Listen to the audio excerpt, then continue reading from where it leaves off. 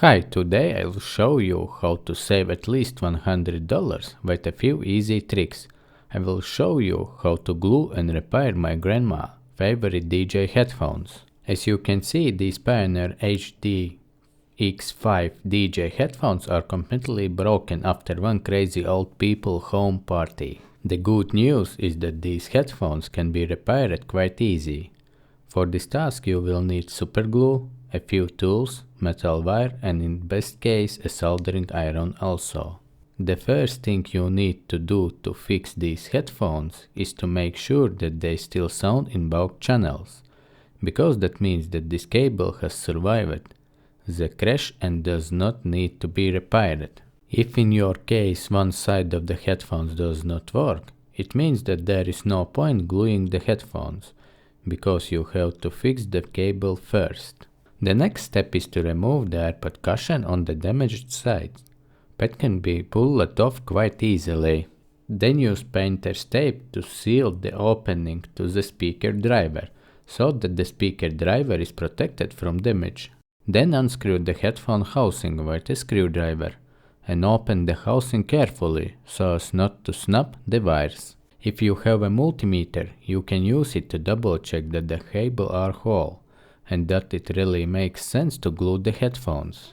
I would recommend ask your grandmother for a soldering iron, as it will be easier to repair the headphones if there are no unwanted wires in the way. Then unscrew the screws that holding the spring. Remove it. Then remove the screws from the next part. Then remove the spring, but be careful not to get it in your eyes. Then remove the plastic pins that held the headphone body to the headband.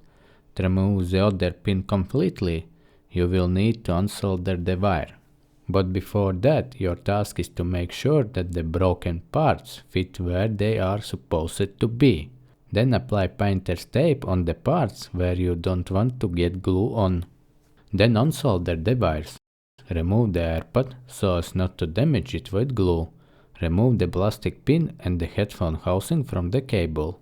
Now you see why it's a good idea to ask your grandmother for a soldering iron, because it will be much easier to repair the headphones if there's nothing unnecessary in the way. Somewhere find some metal wire, a nail, a paper clip, anything can be used as an extra mount. For me this is aluminum wire. Measure how long you need it to be to put it in the broken spot and cut it. Bend it so that it fits well. The important thing is to look that it doesn't disturb the plastic pins that you take out. Once you have the metal mount and everything fits, take the superglue and press it into the broken part. Then put the metal support inside and put more superglue on top. Apply glue also on the headband part, on all the plastic places that will fit together. Then attach the two parts together tightly. If the metal support is stuck where the plastic pin will be, you can push metal mount away with a screwdriver. Extra glue can be removed with a cotton bud or piece of paper. Apply more glue over all the joints to hold the two parts together better. While the glue dries, I will go for pancakes that made my grandmother. The glue has dried and my belly is full. Now I have to do the same for the other piece. Use the removed housing part so that the two parts can be glued at the same distance, and the headphones can then be put back together. Check that everything fits together. Then press superglue on all the places. Press the bulk parts together. Just remember to use the housing part to glue the two broken parts at the correct distance. Then apply glue over the top of the seams. Apply glue on the inside as well.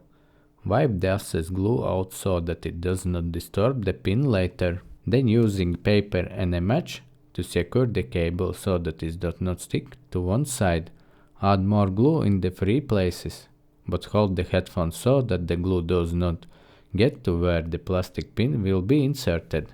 When the glue is almost dry, remove the cable support, remove the painter's tape, and wrap several layers of isolating tape tightly over the top. This will improve the look and give extra strength. Make the end of the masking tape on the inside so that it does not fall into the ice.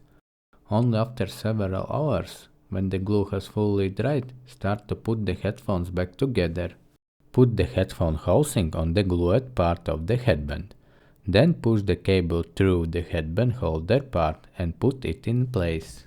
Then insert the cable through the plastic pin that locks the headband to the housing. Put this pin in place, then place the second lock pin in place. Now the hard part is get the spring in place. It took me 2 tries.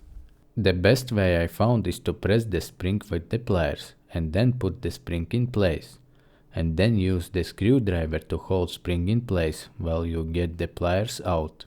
Put the part that holds the spring on over the top.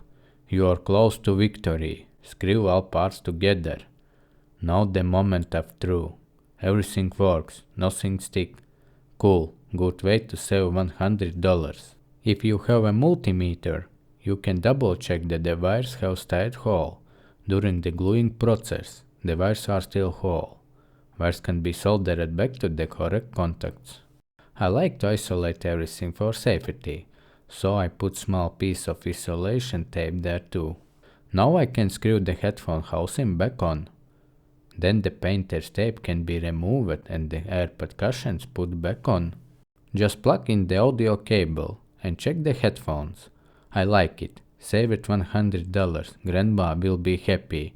I hope you are too and this video was helpful. As always, me and Grandma will be very happy if you hit the subscribe and like buttons for this video. We both wish you all the best and see you in the next HQ DIY videos. Good luck!